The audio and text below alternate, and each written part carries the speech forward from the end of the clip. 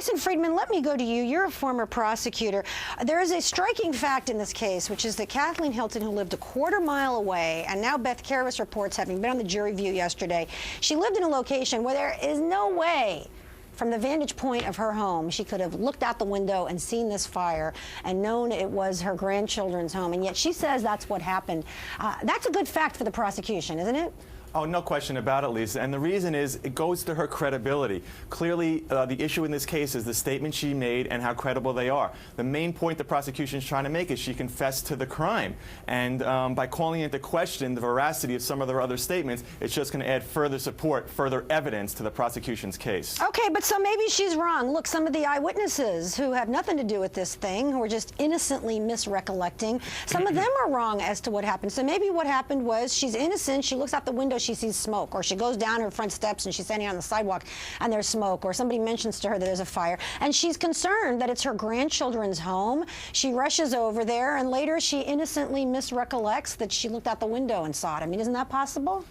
Definitely possible, and clearly the defense will try to make that argument. She's going to say she was in a panic state at that point. The only thing she was thinking about is finding out what was going on and making sure her grandchildren were safe. And it's splitting hairs to say, did she see, did she smell the fire, the smoke, did she go downstairs? So it all and then comes see down it to her first? confession then, is that it? That's it, and let me tell Okay, you. but if it all comes down to her confession, we've got a woman who's mentally challenged in two ways. She has some mental illness, and we're going to learn more about that, and she's got a very low IQ. So how reliable really is that confession after the police sort of insinuate and push, and eventually she comes out with it? I would still say the confession is perfectly reliable. The problem, the prosecution, from what I can tell, is there's really no independent forensic evidence to back up that confession. If you have a confession standing by itself, right, and it's not buttressed by independent, credible evidence, you have a problem as a prosecutor.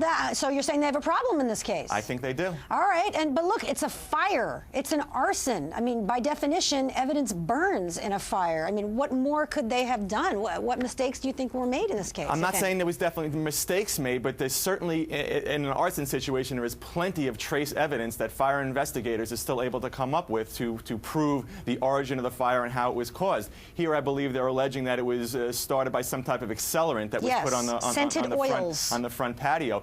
My question is, given her mental condition and capacity, she doesn't seem like the kind of person who'd be able to plan something so carefully. You would think she'd be sort of sloppy in committing a crime. Well, she got some cigarettes and she got some scented oils and she glopped the oils down and then she lit a cigarette and threw it down. I mean, how complicated is that? But really? She spoke with the police immediately thereafter. Why didn't they see traces of that on her body? Why didn't they smell something? I don't think she's capable of being so careful to sort of clean up after herself after she would commit such a crime. That's a real concern I would have as a prosecutor. All right. Well, look, I mean, to be fair to both sides, this case has just gotten underway.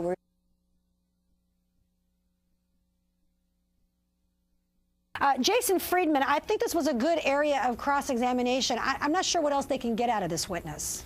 I agree with you, Lisa. This is obviously a very traumatic event for the witness, and you want to be careful when you're cross-examining such a witness because you don't want them to do more harm than good to your client. So you've got to be very careful. There's really not a lot of great detail to go in with this witness. She's a victim of a crime, obviously. She is, and Dr. Simri, but in fact isn't. All right, Jason Friedman, so let's talk about the testimony of Christina Sutherland Tejeda and her mother, painting a very ugly picture of the defendant and her son. And if indeed everything they say about Charles is true, and if the Commonwealth is right about the mother, my goodness, what a very disturbed family we're talking about. A man who is physically brutal to his girlfriend, who threatens to set the place on fire, and then the mother who actually does set the place on fire. This has to have a big impact on the jury.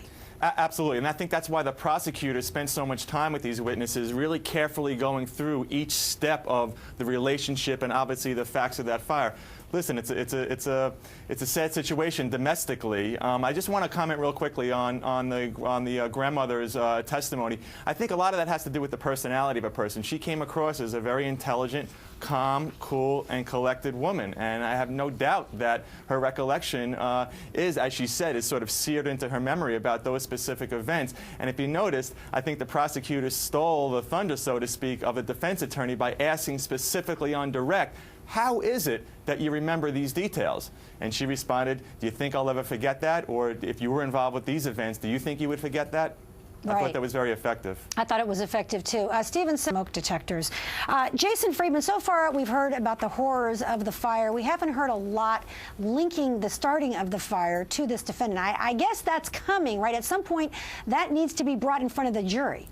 I certainly hope so, Lisa, because right now the evidence is thin. You know, I really want to hear more. As a prosecutor, I want to know, did she have any trace forensic evidence of the accelerant on her person or on her body? I want to know, did they search her house and find an empty container or a receipt for the purchase of this accelerant? I want to know, do they have somebody who can remember selling her this particular product? They need more. Well, they sure do, and that may be coming very soon.